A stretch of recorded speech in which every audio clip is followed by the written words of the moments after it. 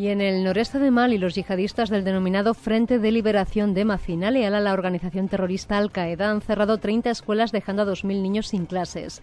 Los yihadistas llegaron la semana pasada a algunas localidades y reagruparon a los vecinos en la mezquita. Amenazaron con cerrar las escuelas donde se enseña el francés y con castigar a las que no enseñen el Corán, así que parte del profesorado se vio obligado a huir. Esta facción de Al-Qaeda está liderada por el predicador Peul o Fulani Amadou Kufa, que la semana pasada también apareció en un vídeo junto a otros 2 jefes locales llamando a esta etnia, a los Peul, a la yihad. Este grupo es una filial de Al-Qaeda en el Sahel, Jamaat Nusrat al-Islam, que además acaba de alertar en un comunicado el deterioro de salud de la cooperante francesa Sophie Petronin, secuestrada en diciembre de 2016. Saludamos a Bashir Mohamed Lassen, experto en propaganda yihadista e investigador de la Universidad de Sevilla. Bashir, el Frente de Liberación de Masina es una filial del AQMI, de la Al-Qaeda del Magreb Islámico. ¿Persiguen los mismos intereses o chocan entre sí? Bueno, el Frente de Liberación de Masina, conocido también como Brigadas de Masina, es un movimiento fundado el año 2015 y sus integrantes son exclusivamente de la etnia fulani. Esa minoría que forma el 9% de la población de Mali, pero también se expande a los demás países del Sahel, como Senegal, Burkina Faso, Mauritania, Chad, Níger y Nigeria. El nombre de este grupo proviene del imperio Masina, que reinaba sobre un amplio territorio hasta el año 1795, y este imperio englobaba actualmente lo que es Mali, Senegal y Níger. El 1 de marzo del 2017, el Frente de Liberación de Masina, junto a los 3 grupos más influyentes en el norte de Mali, en la zona, se han reunificado bajo el liderazgo de Iyad Aghali, el ex dirigente de Ansar Din, y bajo la denominación de Jamaat Nusrat al-Islam wal Muslimin, que se traduce en español como el grupo de apoyo al Islam y a los musulmanes. La nueva formación ha jurado lealtad a Al-Qaeda, formando parte de la filial de Al-Qaeda en la zona AQMI, que es Al-Qaeda en el Magreb Islámico. Bashir, ¿y quién es? Sí, te quería preguntar quién es Amadou Kufa, su líder, y por qué atacan ahora precisamente a las escuelas. Ya intentaron cerrar, habían conseguido cerrar cientos de escuelas el pasado año, tuvieron que ser cerradas por amenazas de los grupos extremistas, pero creo que el 2 de octubre se volvieron a abrir, es decir, que el Estado parece no poder garantizar la seguridad en la zona, los escolares.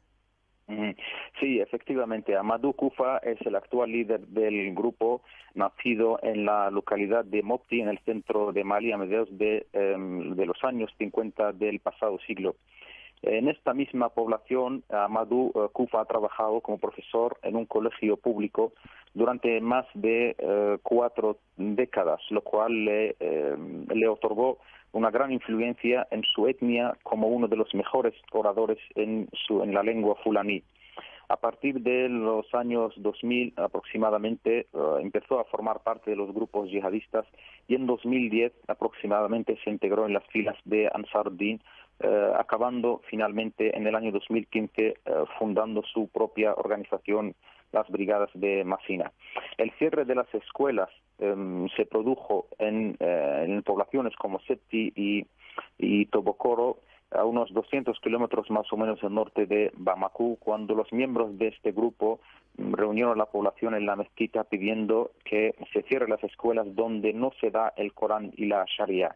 Estos grupos lo que pretenden, lo que ven en la enseñanza actual y en la enseñanza de idiomas que no sea árabe y el Corán, ven como una amenaza para el Islam y para las etnias, para las culturas allí. Por lo tanto, pretenden acabar con las escuelas y obligando a los maestros a dar únicamente clases en árabe y sobre el Islam. Los profesores se ven obligados a cerrar las escuelas y los padres también no pueden dejar sus hijos por la falta de seguridad en el territorio, por lo cual lo que impera es el poder de las armas, quien tiene las armas, y esos grupos que tienen una capacidad operativa muy, muy grande. Por lo tanto, desgraciadamente las escuelas se ven obligadas a cerrarse. Bashir, ¿por qué se llama la yihad a los Peul o Fulani? ¿Han sido tradicionalmente estos grupos étnicos simpatizantes de los yihadistas o les apoyan en sus litigios con otras etnias como los Bambara?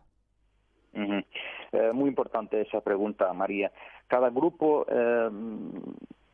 hace llamamiento a su etnia o raza, digamos, como se sabe que cada etnia en Azawad o en el Sahel, pero prácticamente en Azawad, tiene su propio grupo, ya sea de carácter yihadista o nacionalista o de otro carácter.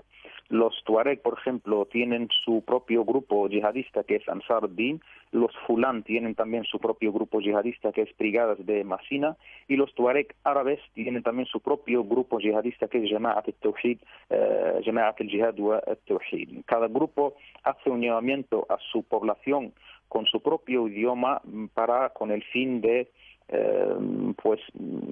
captar nuevos reclutados y justificar la existencia de este grupo y la importancia de que esta etnia se integra en las filas de los grupos yihadistas.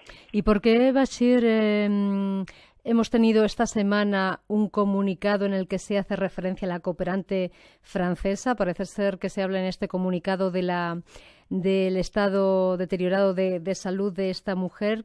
¿Cuál de esas facciones tiene en su poder a la cooperante y qué dice en concreto en el comunicado? Ya para terminar, porque se nos va el tiempo. Bueno, Sophie Petronin es de nacionalidad francesa y suiza, es la última rehén en caer en manos de Al-Qaeda en el Magreb, con su nueva denominación llamada Nusrat al-Islam al-Muslimin. Fue secuestrada en Gao en diciembre de 2016. La cooperante francesa tiene 75 años y padece de dos enfermedades crónicas que son el cáncer y la malaria.